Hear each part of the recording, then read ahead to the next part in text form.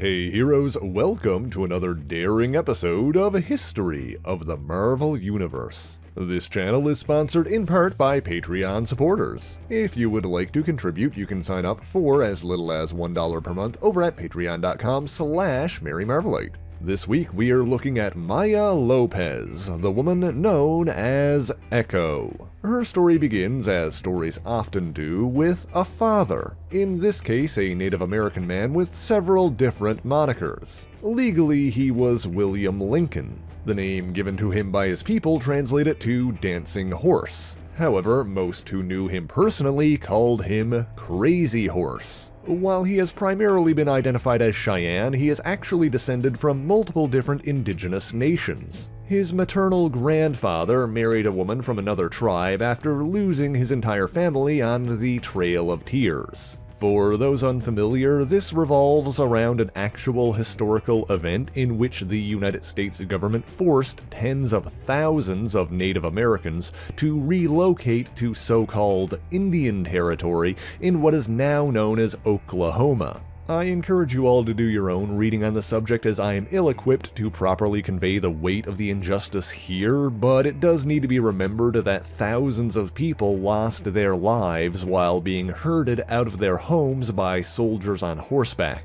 But back to the story at hand, we have a man and a woman from two different tribes who had a daughter together. That child grew into a woman and, after losing her own family, married a man from yet another tribe. Those two had a son named Dancing Horse, who grew up to be known as Crazy Horse. All the while, old stories were preserved and passed down through the generations. As an adult, Crazy Horse moved to New York, where he met a beautiful Latina waitress. Those two subsequently had a daughter of their own. Born out of wedlock, this child was given her mother's surname and thus would be known as Maya Lopez. She was also born completely deaf, although her parents did not understand this at the time. While she didn't respond to sound and didn't speak, she communicated through drawing. Meanwhile, when Maya was very young, her mother left her and her father. The details of what happened are somewhat vague, but it seems that Crazy Horse's moniker was one he'd earned, as Lopez accused him of insanity before abandoning him and Maya.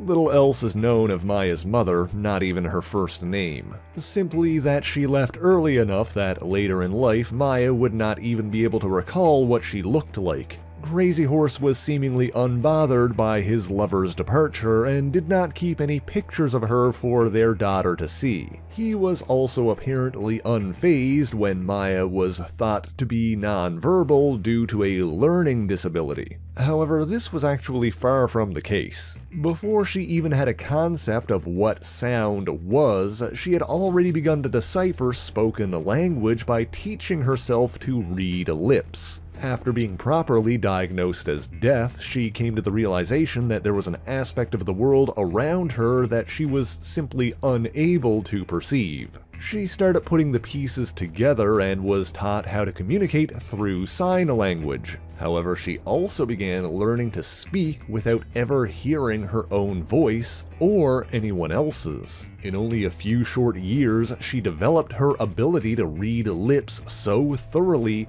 that she could perfectly replicate the muscle movement and verbally communicate with her father. Crazy Horse told her about the sounds of the world that she was unable to experience. He also told her stories that had been passed down from his ancestors, as well as parts of their history. Occasionally, he would bring her to what was ostensibly a Native American reservation he simply called the Res. This was not a traditional reservation, however, but a crossroads where people from various indigenous nations could either visit or remain when they needed a place to stay. There, Maya met an elder who was respected by her father and the others, simply known as the Chief. Some referred to him as a shaman, but for Maya, he was a storyteller. He taught her Plains Indian Sign Language, sometimes referred to as hand talk, as well as other legends and aspects of their culture. That was on the last trip that Maya had to the Res with her father. You see, Crazy Horse often went there to lay low because he was also a career criminal. And during this time, his partner in crime was an up-and-coming Wilson Fisk, the Kingpin. But then one day, something happened. Crazy Horse evidently made some kind of mistake that warranted his death, and Fisk personally executed him. But before being fatally shot, Crazy Horse asked Fisk to promise he'd look after his daughter. The Kingpin agreed before pulling the trigger. However, Crazy Horse did not die immediately, and Maya Lopez was in the ambulance with her father when he passed. He placed a hand on her face, leaving a bloody mark as the life ebbed from his body. She was 9 years old at the time, left in silence with only an echo of her father's touch. True to his word, Wilson Fisk became Maya's legal guardian, and she remained unaware that he was her father's murderer. But after that, she became nonverbal once again. Seemingly still under the impression that she suffered from a learning disability, the Kingpin sent her to an expensive school for children with similar handicaps. One day at that school, the students were treated to an expert piano performance from a professional musician. Maya could not hear the sounds of the music, of course, but she was fascinated by the complex movement of his fingers. She began to decipher them as if it were a language, the same way she did while reading lips or communicating in sign. Much to her teacher's dismay, she walked up and placed her hand on the piano, feeling the vibrations of the music while she watched the player's fingers. Then, when the man was done, Maya sat in his seat and began perfectly reciting the entire piece. After that, those around her started to realize that she wasn't what she appeared. They stopped using nasty slurs to describe her, and Wilson Fisk saw great potential. Maya was taken from that school and enlisted in one for child prodigies. She was taught by a variety of individuals, each at the top of their field, and owned her uncanny mimicry abilities. Over a lifetime of practice, she learned to read movement as if it were a language. She could see and recreate any action after watching it a single time, no matter how subtle or complex. A perfect echo. She began audibly speaking again, and because of her perfect muscle control, her words were never garbled or mispronounced, even though she couldn't hear them. And as she grew older, she also grew stronger. Music had let her refine her talents. Ballet trained her body and gave her balance. And so then she began playing sports and learning martial arts. She found a particular affinity for boxing, as the rhythm of the vibrations on her arms were not unlike music for her. She built a repertoire of techniques and abilities. Eventually, she could copy maneuvers without even needing to see them in person. Watching a video recording of someone performing a complex motion was enough to add it to her skill set. She was still limited by her body's physical capabilities, mind you, but trained tirelessly to ensure that she was as strong and fast as physically possible. All the while, she developed an appreciation for Wilson Fisk for giving her these opportunities. She even grew to love him as a surrogate father, never suspecting that he was molding her into something that he could use, seeking to exploit her abilities for his own purposes, turning her into yet another gun. And finally, 20 years after taking her in, he decided to pull the trigger. By this time, Maya was performing piano concertos live on stage, as well as dance plays that she wrote herself. Meanwhile, a blind lawyer named Matthew Murdoch, who you may have heard of, was attempting to expose Fisk's illegal activities. And so Fisk sent Maya Lopez to visit Murdoch's office and speak with him. Fully believing that her foster father was innocent, Maya invited Matthew to her next dance performance so they could discuss the matter sometime afterward. While practicing for this show, she asked Fisk to tell her about her real father once again. And this time, the Kingpin claimed that the one responsible for Crazy Horse's death was the masked man known as Daredevil. He also claimed that Daredevil had broken into his office to steal money out of his safe and leave behind the golden gun that he'd used for the murder. This gun allegedly belonged to Crazy Horse himself, given to him by Fisk on his 25th birthday. Determined to take revenge on Daredevil, Maya Lopez scrapped the dance performance she had planned and wrote a new one titled Echo. This new play was a retelling of a Native American legend passed down to her by her father, in which a tribal shaman was murdered by a devil that she portrayed using hand shadows. Before dying, the shaman placed a hand on the face of a young girl, marking her with a handprint. Becoming the shaman's shadow, the young warrior defeated the devil, whose cries for mercy went unheard, for she was just an echo. And when the performance concluded and the audience applauded, Maya could feel the vibrations of their claps echoing across the stage. While Echo was meant to be the title of the play, the newspapers attributed it to Maya's character, and thus the name began to stick. The following day, she prepared herself physically and mentally for her confrontation with Daredevil. She reviewed a variety of videotapes, notably one showing a battle between her target and the highly skilled assassin Bullseye, absorbing both of their moves. She also met again with Matthew Murdock and found him to be quite intelligent, charming, and attractive. Coffee turned to lunch, which led to a walk in the park as the two spent the entire day together. This included dinner, a movie, and finally a trip to a jazz club before parting ways for the evening. All the while, the two talked, laughed, and developed a connection with one another. Matthew made Maya realize that she could still have fun as an adult, but first she had unfinished business from her childhood. And so that same night, she marked her face with a white handprint, strapped the gun that killed Crazy Horse to her chest, and went out to avenge his death. She found and fought Daredevil, who was surprised to see her mimic not only his own moves, but some of Bullseye's as well. After a prolonged battle, Maya gained the upper hand and prepared to execute Daredevil with her father's gun. However, they were seen by a trio of teenagers, one of whom was familiar with Maya's performance as Echo. Not wanting the kids to witness a brutal murder, she decided to delay her vengeance and fled. The following day, there was an incident in which Wilson Fisk was shot several times by a man named Larry Cebulski. You see, Larry's brother Lenny was killed by Fisk after discovering incriminating evidence against him.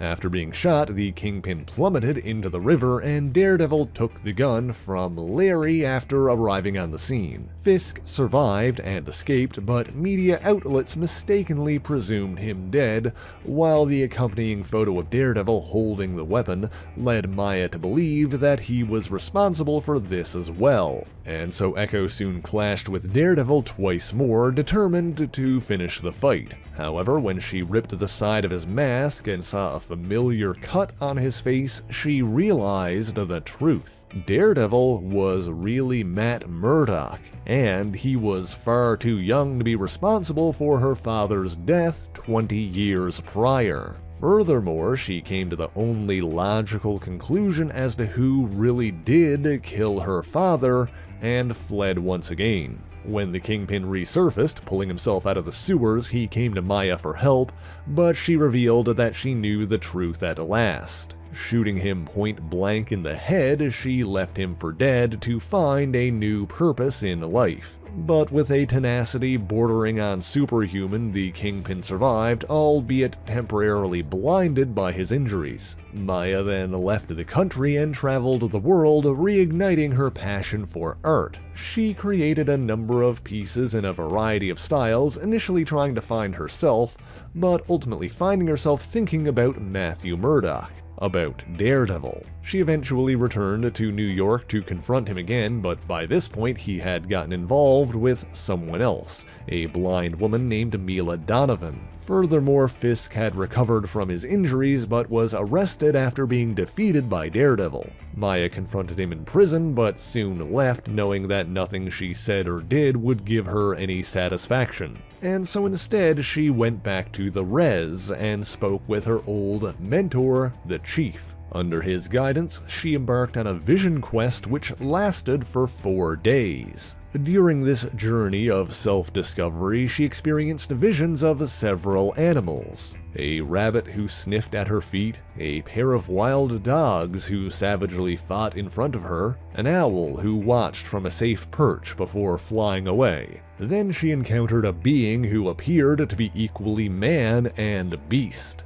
Someone she initially thought to be one of the spirit animals, the Wolverine. After a brief confrontation, she realized that this bestial man was actually a friend. He knew the Chief and had previously gone on his own vision quest as well, and so the two sat and spoke. He asked what she'd seen, and when she mentioned the 2 dogs fighting, it reminded him of a story he'd heard. It was one the Chief had told him about another native man, one who had a good heart but a troubled life. This man described his inner struggle to the Chief with a metaphor that you may be familiar with, that there were 2 dogs inside of him, one evil, one good, and both in constant struggle with one another. When someone asked this man which dog usually wins, he replied by saying it was the one that he fed the most. It was a tale that held significance for the Wolverine, who often struggled with his own darker nature. It was also one that Maya had heard before, back when she was a kid. That's when they both realized that her father was the man in the story. Following this quest, she made peace with her past. She relayed what happened to the Chief, who suggested that her path in life was that of a storyteller. And so she bid farewell to Daredevil and returned to her performance art. However, this isn't the end of her story. You see, it wasn't long after this that the super team, the Avengers, disassembled in the wake of an incident involving the Scarlet Witch. About half a year after that, the supervillain Electro was paid to stage a massive breakout at New York's supervillain prison, the Raft. Avengers mainstays, Captain America and Iron Man, were on the scene at the time, and so they pulled together a new Avengers team to combat the Breakout. Matt Murdock was also present during that incident, but later declined Captain America's offer to join the group.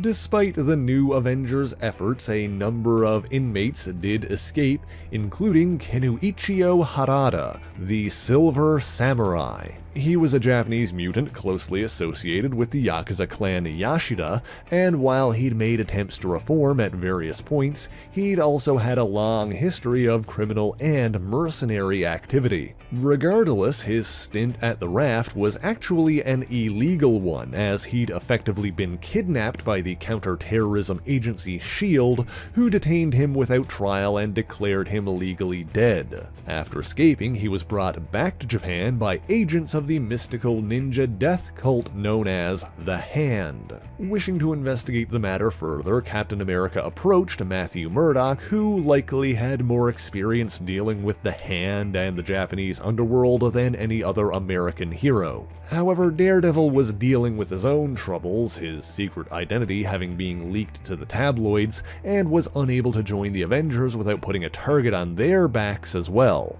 But he did know someone with all of the skills and knowledge required for the mission, and sent Captain America to meet Maya Lopez. Cap asked her to infiltrate the Japanese underworld and find out what Harada was up to. She accepted the task and thought about how best to approach it, ultimately deciding to follow Daredevil's example. Crafting a new identity for herself, she disguised herself as a male warrior clad in black and used the code name Ronin.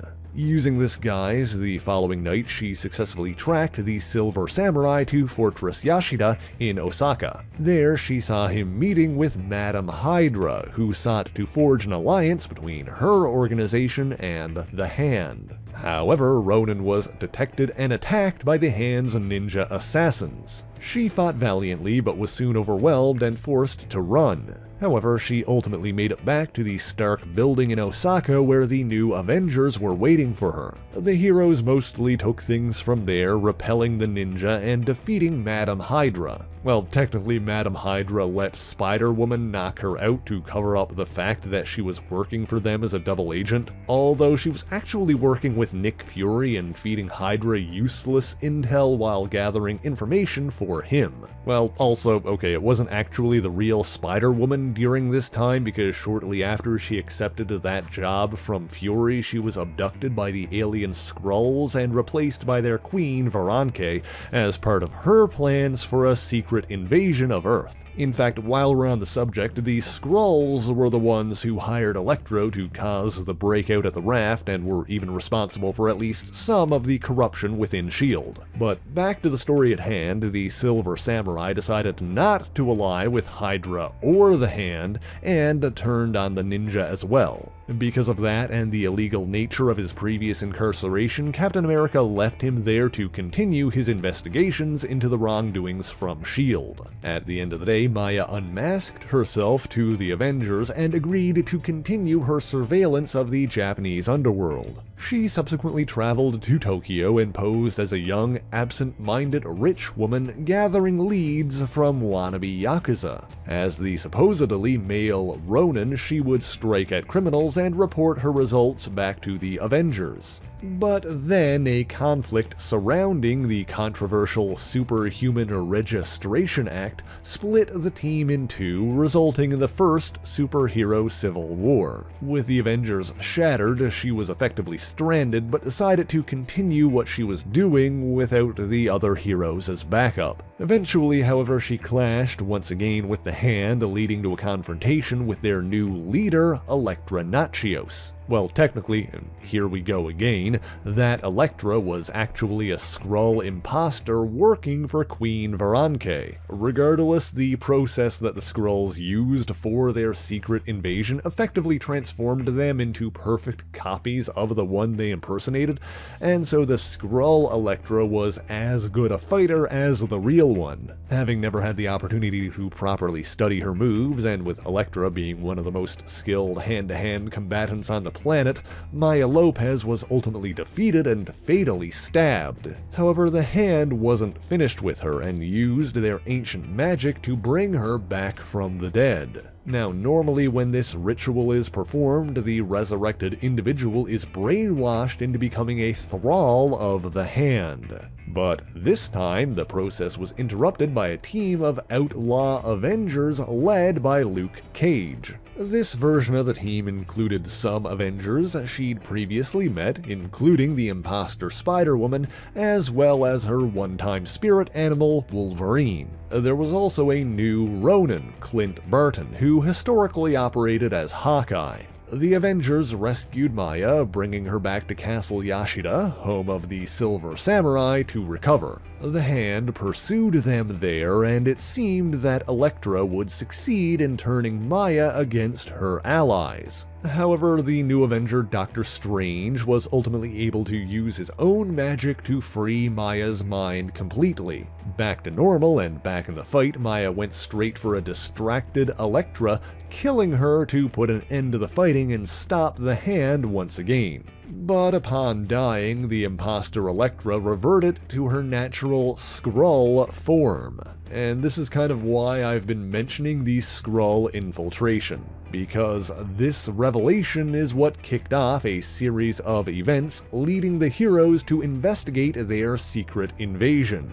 After the imposter Spider-Woman departed with the Skrull Elektra's body, Maya joined the outlaw Avengers as Echo. Hawkeye offered to give the Ronin costume back to her, but she allowed him to keep that identity, no longer having a use for it herself. As an Avenger, Echo was involved in a number of battles, notably against the supervillain army assembled by the demon-possessed crime lord, the Hood. Meanwhile, the Skrull situation led to paranoia, with heroes wondering who they could trust. She spoke with Wolverine, who told her that part of the reason he'd rejoined the Avengers after the Civil War was to make sure that she wasn't left stranded alone in Japan. She attempted to reconnect with Daredevil, asking him why he sent Captain America to her. However, the Daredevil she talked to turned out to be a super Skrull who she and Wolverine needed to work together to repel. She also grew closer with Clint Barton, and the two began a brief romance. Echo remained an active member of the Avengers until the Skrull secret invasion erupted into open warfare,